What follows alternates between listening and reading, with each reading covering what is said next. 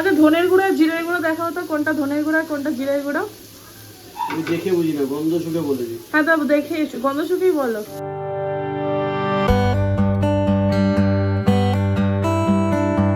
আজকে হচ্ছে 7th মে, এখন বাজে প্রায় 9টা 9:30 হবে, ঘড়িটা বন্ধ হয়ে গেছে। আমি দেখে অবাক হয়ে গেলাম কি হলো কি বাজে। তো যাই হোক, আজকে হচ্ছে আমি রান্না বসিয়ে দিয়েছি। সকাল সকাল আমার পুজো টুজো সবই সারা হয়ে গেছে রোজকার মতন। আজকে আমাদের বাড়িতে কিছু গেস্ট আসছে। গেস্ট বলতে অরিত্র তো মাঝে মানে এই পুজোর সময়, তারপরে এই সামনে জুন জুলাই তো ইউএস চলে যাবে। ইউএসএতে ওর কিছু পরিচিত মানুষজন আছে, তো তাদের সঙ্গে খুব আমাদের মানে আমার সাথে অতটা কথা না হলো, ওর সাথে খুব ভালো সম্পর্ক। তো তার মধ্যে একজন আমাদের গেস্ট আসছেন, আঙ্কেল। তো আঙ্কেল আজকে আসবেন, ওনার লাঞ্চ করবে, আমরা লাঞ্চের জন্য ইনভাইট করেছি। আর উনি এসছেন কয়েকদিনের জন্য, আবার চলেও যাবে। তো আমি চেষ্টা করেছি যত রকম বাঙালি কিছু, মানে আমরা বাঙালি নর্মালি বাঙালি বাড়িতে গেস্ট আসলে যেরকম আমরা বানাই সেরকমই বানাচ্ছি। কারণ কি আমরা তো সবাই জানি ইউএসএতে অত বাঙালি কোনো খাবার ভালো পাওয়া যায় না, আর পাওয়া গেলেও সেটা খুব ভালো কোয়ালিটির না। তো সেই জন্য আমি সেই মাথায় রেখে, উনিও সেরকম রিচ খায় না, ঝাল কম দিয়ে যেটুকু বানানোর আমি সেরকম চেষ্টাটা করছি। আজকে বানাবো হচ্ছে শুক্তো হবে, মানে আমাদের যে অনুষ্ঠান বাড়ির যেরকম শুক্তো, সাদা শুক্তো, তো সেই সাদা শুক্তো করব। মাছের মাথা দিয়ে ডাল হবে, আলু ভাজা হবে, আমি একটা সর্ষে পোস্ত দিয়ে চিংড়ি করব, আর করব হচ্ছে দই কাতলা, মাটন কষা, চাটনি, আমের চাটনি যেহেতু আমের সিজন, আর হচ্ছে দই মিষ্টি দেব। এদিকে আমি চাটনি বসিয়ে দিয়েছি, আমের চাটনি হবে, আর অন্যদিকে আমি মুগ ডাল সেদ্ধ করে নিয়েছি। এদিকে আমি শুক্তো বসিয়ে দিয়েছি, আমি বড়িটা ভেজে তুলে রেখেছি, এখন একটু বেগুন ভেজে নেব। আজকে সাদা শুক্তো করব, তো কোনো হলুদ ইউজ করব না, আর বেশি করে ভাজবও না। এদিকে চাটনিটাও রেডি হয়ে গেছে। আমি উচ্ছে বেগুন আর বড়িটাকে ভালো করে ভেজে তুলে রেখেছি। ওই তেলের মধ্যেই আমি একটা তেজপাতা ফোড়ন দেব, দুটো। কিছু সবজি কেটে রেখেছি এখানে, কিছু না, পেঁপে এরকম লম্বা লম্বা করে, কাঁচকলা, একটু গাজর, ডাঁটা, মিষ্টি আলু, ঝিঙে, মানে ঘরে যা সবজি ছিল, অবশ্যই আলু। তো এগুলো দিয়ে দিচ্ছি, একটু নুন দিয়ে একটু সেদ্ধ হতে দিই। আগেই বলেছি বেশি ভাজবো না। এখানে সবজিগুলো অলমোস্ট সেদ্ধ হয়ে গেছে। আমি এই প্যানে, তাকে গরম হোক, এই প্যানের মধ্যে আমি অল্প একটু ঘি দেব। ঘিটা গরম হলে এর মধ্যে অল্প করে একটু আদা বাটা, অল্প একটু রাঁধুনি বাটা দিয়ে কষাবো। এইদিকে দেখো সবজিগুলো সব সেদ্ধ হয়ে গেছে, পেঁপে, আলু, গাজর সবই সেদ্ধ হয়ে গেছে।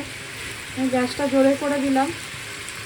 এবার আমি উচ্ছে বেগুন যেই বড়ি টড়ি ভেজেছিলাম সেগুলো দিয়ে দিয়েছি। এইদিকে যে আদা কষানোটা এখন কষানো হয়ে গেছে, সেটা আমি দিয়ে দিচ্ছি। অল্প একটু জল দিলাম, জল বেশি দেবো না, কারণ বেশি ঝোল ঝোল করবো না।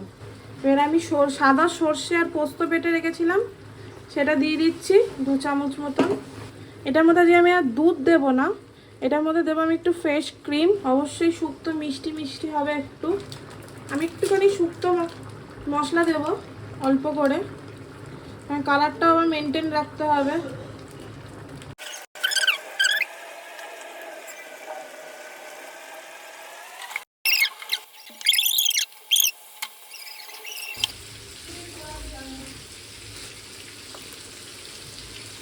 এই চিংড়ি মাছটা আমার ভাজা হয়ে গেছে, দিয়ে আমি একটু সর্ষে পোস্ত আর কাঁচা লঙ্কা একটু বেটে রেখেছিলাম, তো সেটা আমি দিয়ে দিলাম। তা বেশি আর করবো না। আর এটা আমি সাদা সর্ষে বেটে রেখেছি, কালো সর্ষে দিইনি। কালো সর্ষে অনেক সময় চান্স থাকে তিতো হয়ে যাওয়ার, তো সেই জন্য আমি কালো সর্ষে দিইনি। আর এটা বেশি ঝোল ঝোল করবো না, একটু কাই কাই থাকবে, অল্প জল দিই যাতে মিশে যায় ব্যাপারটা। এটা রেডি হয়ে গেছে, একদম শুকনো শুকনো নামিয়ে দিয়েছি। এখানে এখন আলু ভাজাটা ভেজে নিচ্ছি, ঘি দিচ্ছি। এবার দেবো পেঁয়াজ বাটা, এটা আমার কষানো হয়ে গেছে। এর মধ্যে দেবো একটু গরম মশলা,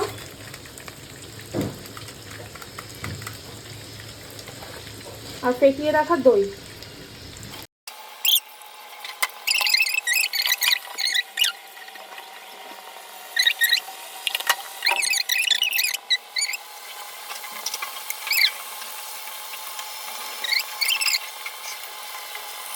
দই মাছটা আমার রেডি হয়ে গেছে, এবার নামিয়ে নিই। এদিকে মাছের মাথার ডালটা বসাচ্ছি। টাইম হয়ে গেছে ওনার রাখা, একটু তাড়াতাড়ি করছি, যাই হয়ে যায়। বিকালে আর রান্না করবো না, আলতা ভাত খাবো, যাই খাবো না খাবো।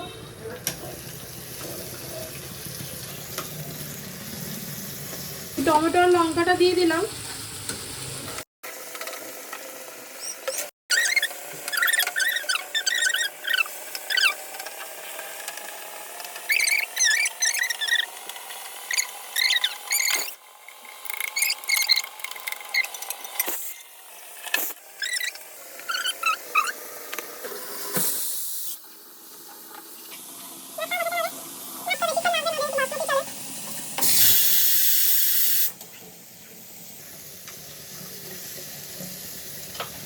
ডালটা দিয়ে দিচ্ছি। ডালটা সেই সকালবেলা আমি সেদ্ধ করেছি, এই এখন সম্বাদ দিলাম।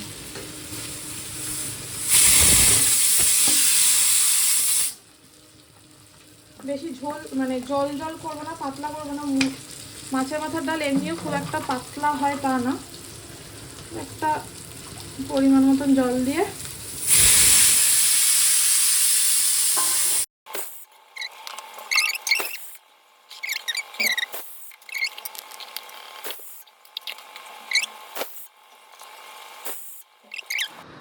এই জাস্ট আঙ্কেল গেলেন।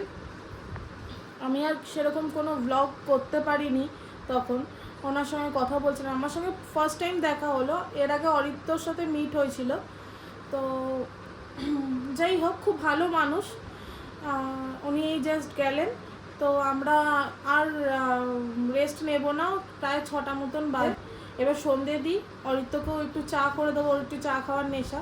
তো ওকে চা দিই, ছেলে দুধ দিই, এই করি। তারপরে রাত্রিবেলা আমাকে অরিত্র বলেছে তোমাকে আর রান্না করতে হবে না, তুমি জাস্ট রুটিটা করে নিও, আমি ডিম ভুজিয়া করে নেবো। তো ডিম ভুজিয়াটা করে নেবে, আমি রুটিগুলো করে নেবো। তো এই আর কি, এখন অবধি এই প্ল্যান। তারপরে তাড়াতাড়ি কাজ সেরে নিই, রাত্রিবেলা আবার উনো খেলবো। এই এখন রুটিটা করে নিচ্ছি। এই এতক্ষণ বসেছিলাম অনেকক্ষণ, ভাবলাম রুটিটা করে নিই। অরিত্র ফোনে এখন কথা বলছে, ওর এখন অনেকক্ষণই টাইম লাগবে। তা আমি রুটিটা করেই একবারে বসি।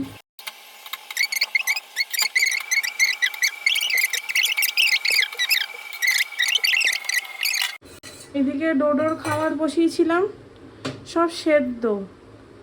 কিছু সবজি দিয়েছি, গাজর, পেঁপে, আলু ফালু, কুমড়ো দিয়ে সেদ্ধ, আর চিকেন, সাথে চিকেনও আছে।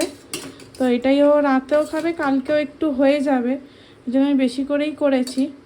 আর এখন দুবার করে করবো না, সকালবেলা করেছিলাম ওর খাবার, তো ওর সেরকম একটা জুতের কিছু হয়নি, তো ওই জন্য এখন এটা করলাম। এই যেমনটা বললাম যে অরিত্র ডিম ভুজিয়া করবে, তো ও আমাদেরটা করতে পারবে, আর ছেলেরটা করতে পারবে না তা বলছি না। অ্যাকচুয়ালি ছেলেরটা তো ঝাল ছাড়া, সব ছাড়া, ও অতটা বুঝতে পারবে না। তো আমি ছেলেরটা করে নিচ্ছি, আর ছেলেও আমাদের খেতে দেখলে ও খেতে চাইবে। তো ওই জন্য আমাদেরটা অরিত্র করবে, আর ছেলেরটা আমি করে নিচ্ছি। অ্যাকচুয়ালি ও ডিম ভুজিয়াটা অরিত্র খুব ভালো করে। ও যখন মুম্বাইতে থাকতো তখনই শিখেছিল, মানে ও অ্যাকচুয়ালি জানি না এটা কী করে ও শিখেছিল। তো ওখান থেকে আসার পর থেকে ওই ডিম ভুজিয়াটা মাঝের মধ্যেই বানাতো, খুব ভালো করতো। ছেলেরটা কিছুই দেবো না, একটু পেঁয়াজ দিয়ে, আমাদেরটা যেরকম দেখবে ওরও সেরকম তো চাই, সেই জন্য আমাদের মতনই ওকে করে দিচ্ছি। হয়তো এতটা খাবেও না, তাও করে দিচ্ছি, কারণ কি ওর একটু ডাল সেদ্ধও আছে। এই যে ডিম ভুজিয়া করছে, কি দিয়েছে সেটা তো বলো। সর্ষের তেল দিয়েছে, তার মধ্যে পেঁয়াজগুলো দিয়েছে। পেঁয়াজগুলো ভাজছে। টমেটোগুলো ভুল কেটেছে। এই যে তোমার তো মানে আমি তো ন্যাচারালি রান্না বান্না করলে আমি নিজেই কেটে নিই, তোমার তো উচিত ছিল নিজে কেটে নেওয়া। শেফদের অ্যাসিস্ট্যান্ট থাকে। শেফ? শেফ? শেফ হ্যাঁ, আর এক্সিকিউটিভ। আচ্ছা ধনের গুঁড়ো জিরের গুঁড়ো দেখাও তো, কোনটা ধনের গুঁড়ো আর কোনটা জিরের গুঁড়ো? আমি দেখে বুঝি না, গন্ধ শুকে বলেছি। হ্যাঁ তা দেখে গন্ধ শুকেই বলো কোনটা ধনের গুঁড়ো কোনটা জিরের গুঁড়ো। বার করছে, অত তো জানে না কোথায় থাকে।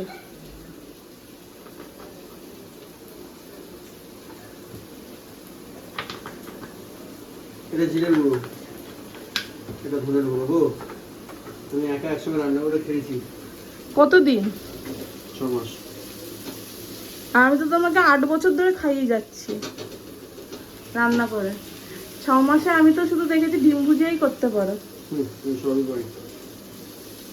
শুক্তোতে কি ফোড়ন দেয় গো? শুক্তোতে তেজপাতা। হ্যাঁ, বাকি টেস্টের উপর শেফের এইসব সিক্রেট বলা যাবে না। আমি তো অন্যান্য অনেক ও